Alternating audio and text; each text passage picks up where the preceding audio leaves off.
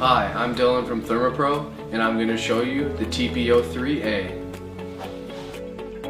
To activate your TP03A, simply press the on/off button once. To switch between degrees Fahrenheit and Celsius, simply press the button on the back marked C/F. You may wish to take note of the recommended internal temperatures of certain meat as well.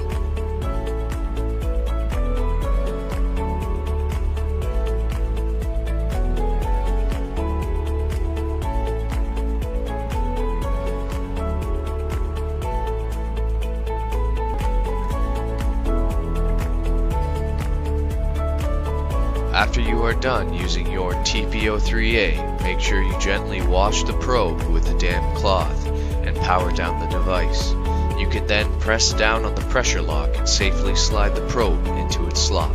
Feel free to make use of the convenient magnetized backing or kitchen hook for easy everyday storage.